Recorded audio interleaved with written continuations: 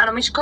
Ahoj Natálka, som teraz na Račianskom mýte, len ide to trošku pomaly, takže predpokladám, že najneskôr do tých 20 by sme tam mali byť, zaparkujeme dole a ja ti budem volať, keď budem vchádzať do parkoviska. Teraz ideme za človekom, ktorého mám veľmi rád, je mi veľmi blízky a už len skôr z toho, že je zainteresovaný silne v štruktúre futbalového zväzu a v tom ženskom futbale. Jedná sa o Natáliu a Natália je jediná žena na Slovensku, ktorá má licenciu Pročko. Tá licencia zahŕňa naozaj dlhé školenie, ktoré obsahuje aj nejakú zahraničnú stáž. A je to veľmi náročné. Ja mám licenciu C, aby som mohol trénovať deti, chcem si postupne urobiť B a už len tá licencia B trvá nejakého pol roka, kým dosiahneš v podstate tú úroveň. Skúšky musíš urobiť, prácu musíš nachystať, ktorá je zhruba na nejakých, ja neviem, niekoľko desiatok strán a Natália to proste zvládla. V každom prípade je to žena, ktorá pracovala vo futbalovom zväze na celkom vysokej pozícii a následne skrz jej úspechy sa dostala do ŠK Slovan Bratislava, kde chcela samozrejme zmeniť fungovanie ženského futbalu. A my sme sa zoznámili práve skrz futbal a nejako sme si sadli.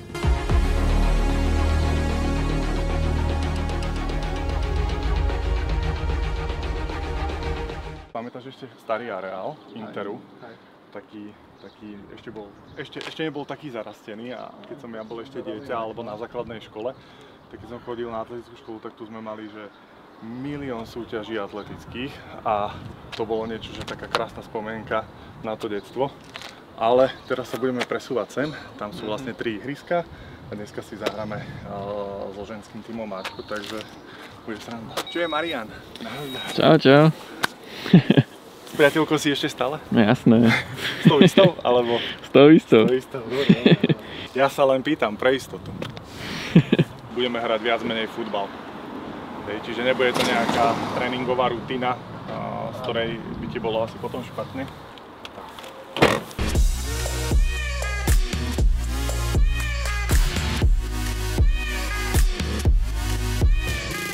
Áno, ahoj. Čau, čau. Dobre, tu si vo farbách. Dávaš červenú. Mikilu som si dal. Mikilu ti toto zhábem. Už som bol hneď zdrbaný, že červená. Dobre. Kto ti to povedal? Dobre si povedal. Vieš, to by aj moja dcera povedala. Jediný, kto ma tu vždy zdrbal, tak bola ona. Ako nikto iný.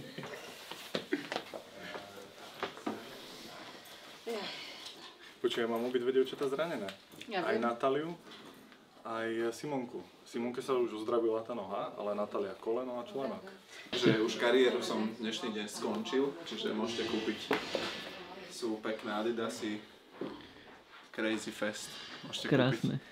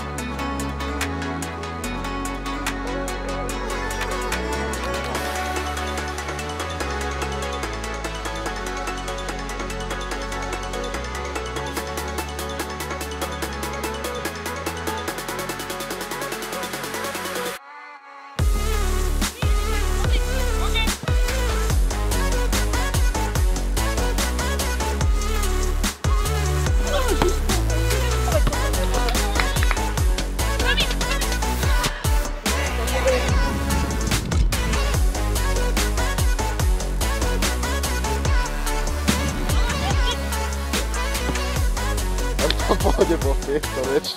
Tento vieš čo má ostrete. Má strašne ostré, ono sa nič samo nestane. No vieš, však ty máš skúsenosť na nohách. Ježiš. OK.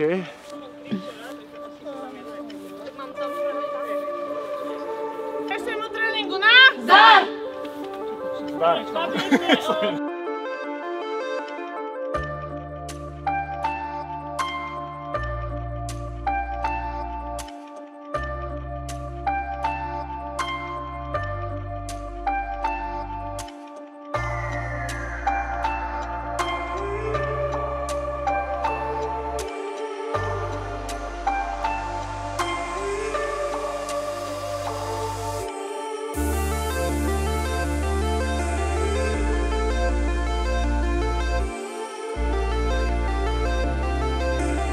Dneska sme mali obidvaja tréning so Slovanom, so ženským tímom, s Ačkom.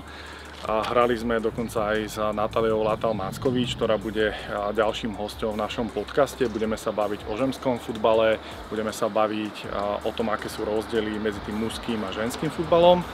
A určite sa dozvieme niečo viac o Natálii, lebo je to jediná žena, ktorá má pro licenciu Ačko, takže si myslím, že to bude veľmi zaujímavý podcast. Tešíme sa.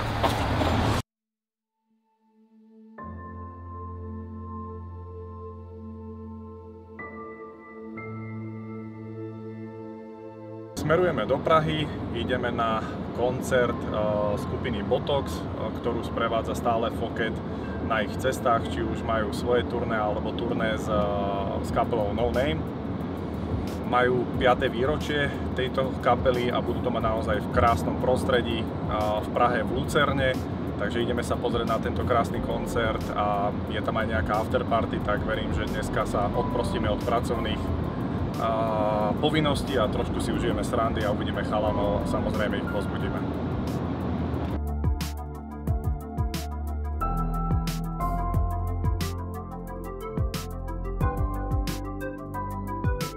Vycházel právě a říkám, nechám tě sejít, takže ahoj, ahoj, čau, čau. Chlapci, už sú tu? Jasně. Už zkoušel. Sedí tráva. Tady je nahoře. A teď zkouší Zuzka vstane. A to jsme museli dát před dveře, protože oni mají smlouvu s Renky, tak nechtěli tady do ní. Jasně, takže jsme to dali takhle aspoň tam. Ano, dáme.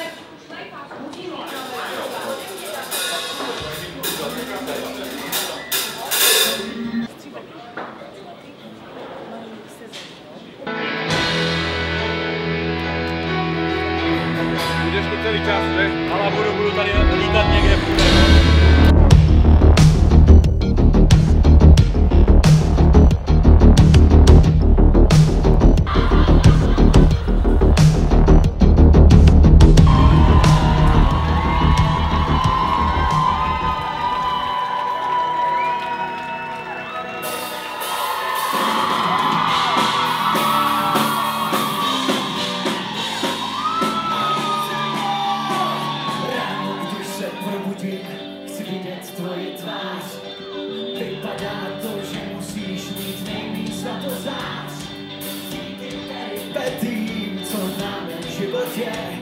Nic nenecháme jen tak náhodě. Nic nenecháme jen tak náhodě. Ty, já a ty jsme si souzení. Ty, já a ty si notě staválený. Ty a já se den a noc je hvězdný zelený. Ty si jméno a já příjmení.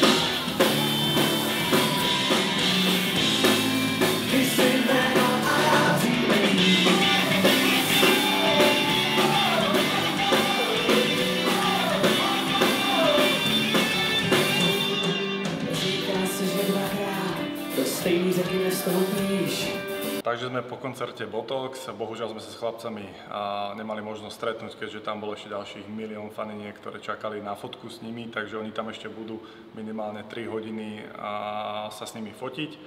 Takže chcem len popriať chlapcom veľa ďalších rokov, aby naozaj takto úspešne koncertovali jeden koncert za druhým.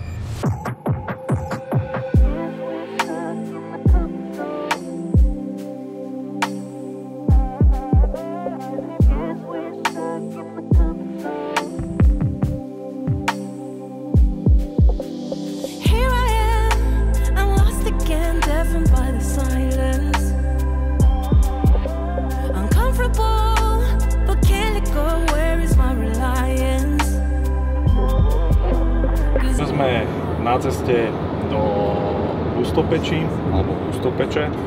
Je to srdce Južnej Moravy medzi Brnom a Břeclavou a ideme tam za našim partnerom Alešom Výrazkom. Mali ste ho možnosť vidieť už v nejakých našich videách, takisto na našom profile instagramovom. Je to jazdec na športových autách. Nemôžem konkrétne povedať, že to je čisto len rally jazdec, keďže má toho za sebou oveľa viac a venuje sa tej športovej jazde v rôznych disciplínach od okruhov, rally. Myslím si, že je aj jazdcom automobilky Praga. Tu budete mať tiež možnosť vidieť v našom vlogu a určite vás zoberieme aj na nejakú testovaciu jazdu, ktoré pravidelne usporiadovajú, myslím si, raz štvrťročne na Slovakia Ringu, takže budete mať možnosť nazrieť aj práve do toho krásneho auta, ktoré je naozaj veľmi drahé. Ak si dobre pamätám, Aleš mi hovoril, že tá cena sa hýbe niekde podľa kategórie od tej Pragy od 30 miliónov, 50 miliónov českých korún, čo je už trošku iná suma, ktorú by si mohol dovoliť obyčajný človek, ale tie auta sú fakt krásne a naozaj sú kvalitné a myslím si, že Slováci a Česi môžu byť hrdí na to, že robia takéto auta.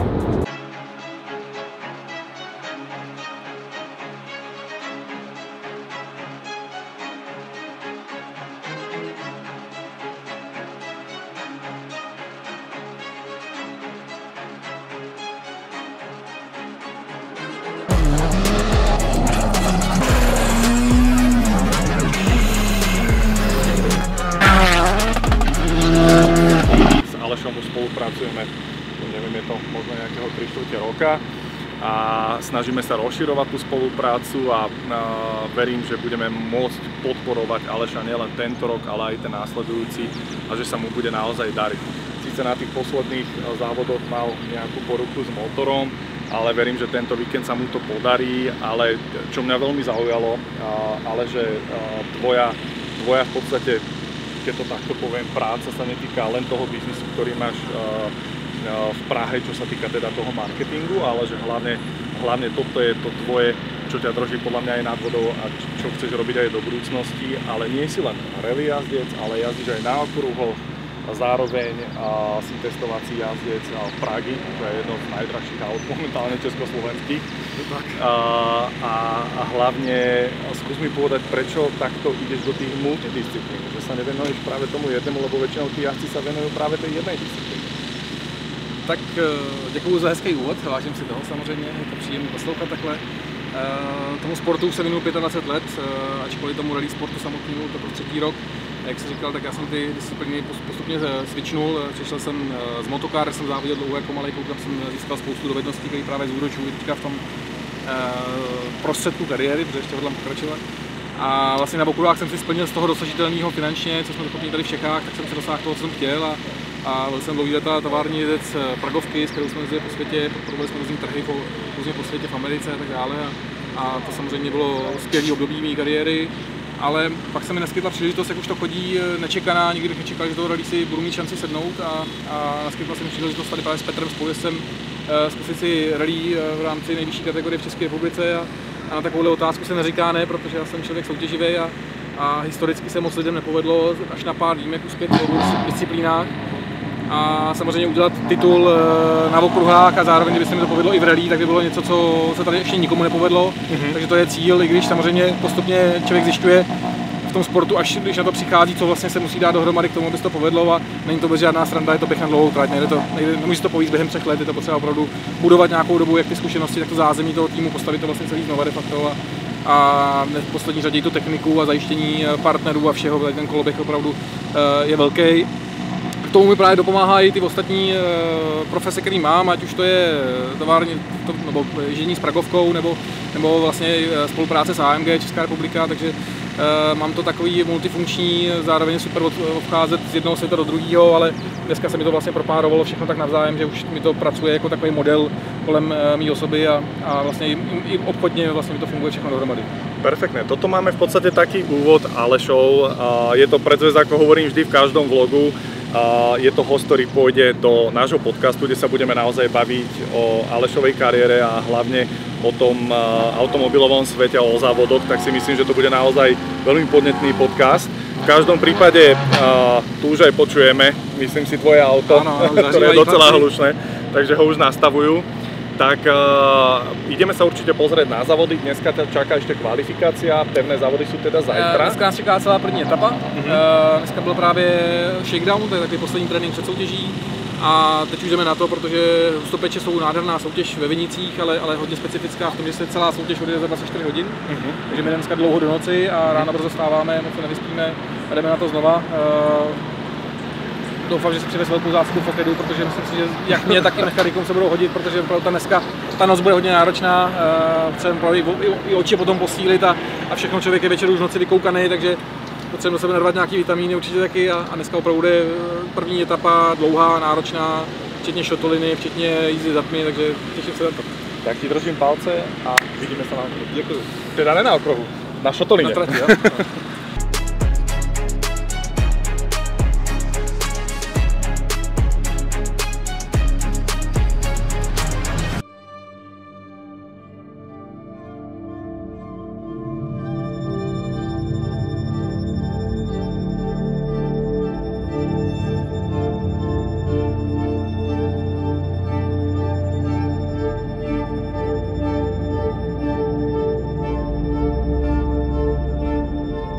Obidvaja sme sa pripravovali. Jasné.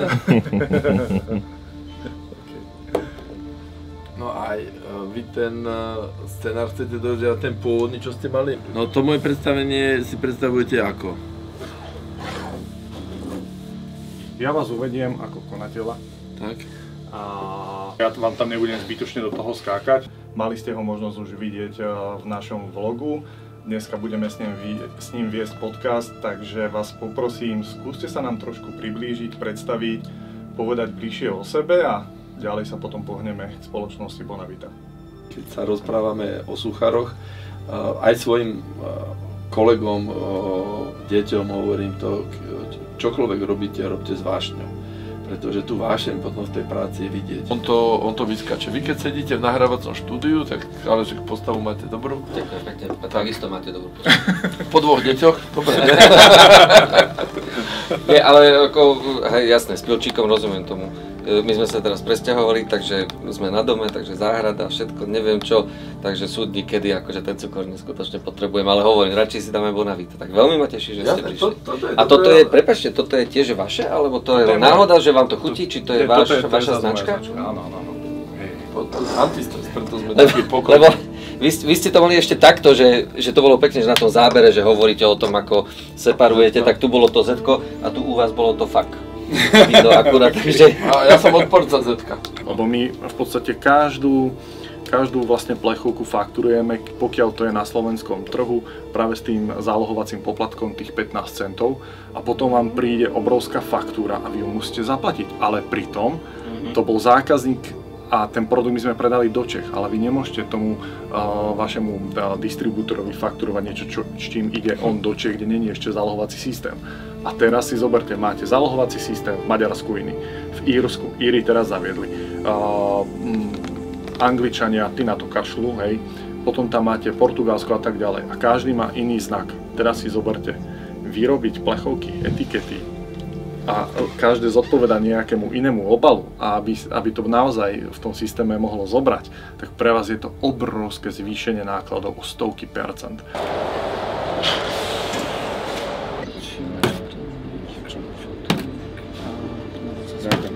Ten vlog 2 bol úplne super, ale napríklad začína sa deň a fakt postaví niekde kameru. Proste uprostred nejakej peknej ulice Bratislavskej, kde máš nejakú domenu. My to teraz máme na tom novom Dunajskom nábreží, to nové Dunajské nábrežie z pohľadu ako keby nového územného plánu sú tie mrakodrapy. Kde máš 5 star, tam máš projekty od Zahýhady, vieš, a dať tam proste kameru, timelapse, proste jak idú mraky a tak ďalej, že toto mi chýba, lebo proste ja už môžem viesť monológ a medzi tým môžu byť zábery proste na ulici, jak proste chodia. Ilustračné zábery. Dobre, ideme, toto asi odneseme doma. Zadok z tej stoličky. By som aj zabudol na kameru. Máš, nechaj to už. To natáča. Mám vypnúť? To natáča?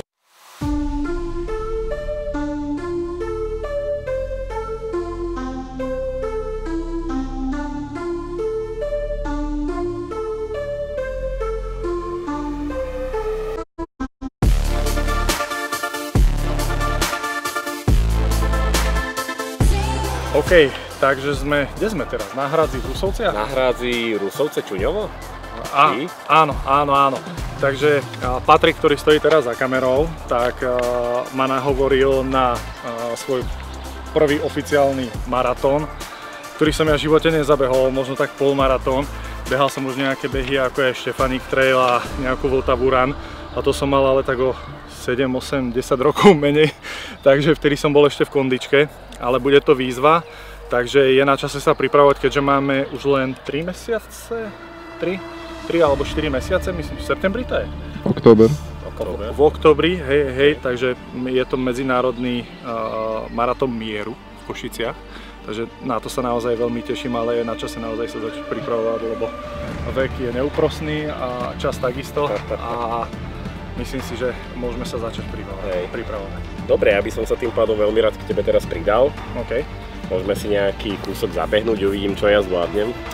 No, môj predpoklad je u mňa tých 5 km, okay. Aj keď sa pripravím na tých 40, ale tých 5 km na začiatok je podľa mňa fajn a to by sme mohli zvládnuť obidvaja. Okay. Uvidím, ako to pôjde časom. Myslím, že neviem, či môžeme o tomto niečo teraz povedať aspoň v krátkosti, či je to ešte tajomstvo. Nie je to ešte úplne tajomstvo, je to Phuket Hydrate Original a ten je v podstate bez príchute, momentálne sa dá kúpiť len myslím si, že na nejakých 2-3 predajniach v supermarkete v Bratislave, ale postupne to budeme rozširovať a onedlho by ten drink mal byť dostupný v rámci celej republiky. Takže, a to je niečo, čo nám pomáha, ale nie sme tu hlavne kvôli tomu drinku, ale ideme ďalej a sa fokusovať práve na ten maratón a na náš výkon, čiže Phuket Hydrate. Poďme. Let's go!